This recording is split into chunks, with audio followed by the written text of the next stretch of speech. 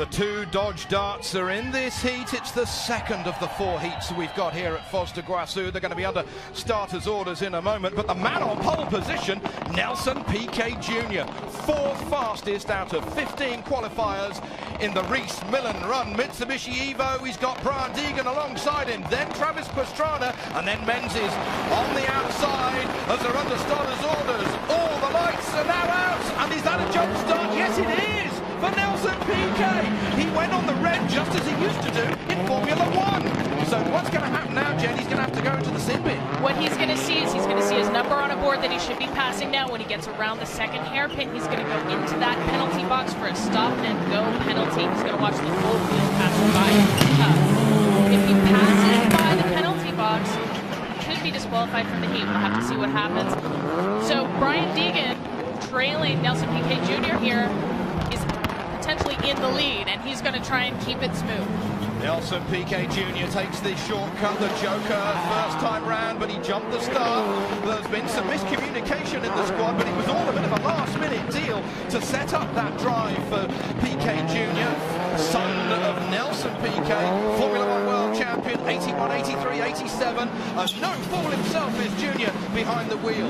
Formula 1 before then, he drove in GP2 and only got beaten by Lewis Hamilton, an eventual Formula 1 world champion. That's the stop-and-go penalty, and now the place is rushed past. And just as you said, Jen, Brian Deegan now leads this heat from, it is Travis Pastrana in second place, Mr. X Games. And look, Nelson Piquet Jr. already looking to overtake Bryce Menzies, 2 of the rookies in the field here.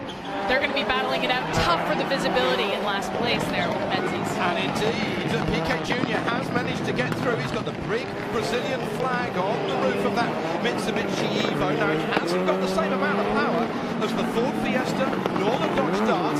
Less is more in qualifying here. This course is so short that it's a bit of an equalizer. They have dirt, they have trouble getting power to the ground, they just get wheel spin. So the 150 horsepower difference between that Evo and the leading Ford Fiesta ST here of Brian Deegan is really being equalized by Nelson Piquet Jr.'s ability to come around these corners and drive very smoothly. Here we go over the concrete. Now we've got a couple more laps to go. Brian Deegan, though, victor of X Games gold in 2011, and a real upset it was back in LA a couple of years ago. But if anybody's got balance, it's Deegan. He's an incredibly good starter. He came from behind to get a bronze medal last year at X Games. An incredible start, very aggressive driver, and probably one of the best riders when he gets into this situation where he's in a pack race. He just finds holes through traffic that don't seem to exist before he takes them.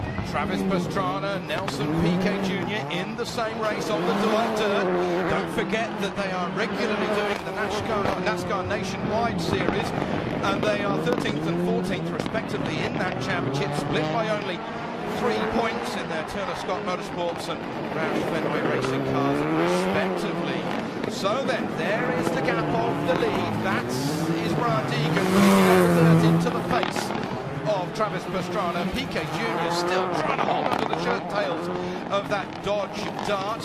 And those leading 2 are going to be going through to the final, the 10-lapper that we will see here live later. Deegan, he's got the best view of all, though. Still be a lot of dust coming into that car, though. A ton of dust. When these guys get out of the cars, they're covered in this red clay that just settles on everything.